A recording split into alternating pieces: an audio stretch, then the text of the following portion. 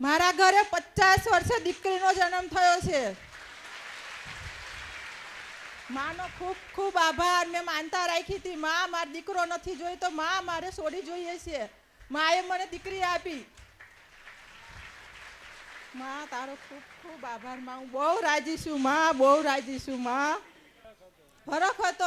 અમારા કુટુંબમાં દીકરી નહોતી.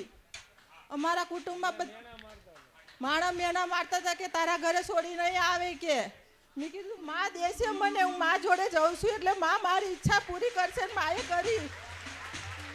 માં નોધારાની આધાર મારી માવડી, નોધારાની આધાર સુધી માં તારું નામ લે તમારું કામ થઈ જાય છે. માં જય માડી,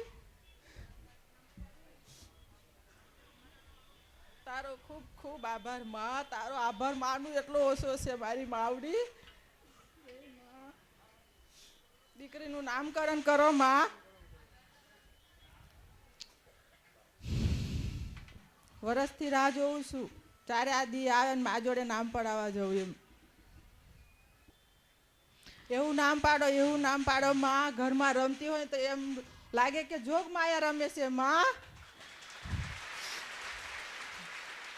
મારી ઉંમર 50 વર્ષની થાય ને કોઈ પૂછે કે ક્યાં નામ પડાવ્યું હતું, તો હું કહીશ અમૃત બાપાની મેલડી માએ પડાવ્યું હતું. એ મારી માવડી, ભૂલ ચૂક થતી હોય તો માફ કરજે. માં સોરું કસોરું થાય, માવતર કમાવતર ન થાય. મારી માં જેવા આ બધા બેઠા છે એમનું સપનું પૂરું કરજે. મારી માં પૂરું કરજે. માં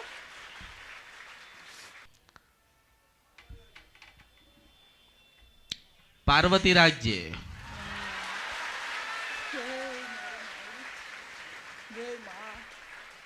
જેટલી વખત તારી દીકરીને કોઈ નામથી બોલાવશે એટલી વખતે શંકર ભગવાનને યાદ કર્યા એવું ગણાશે.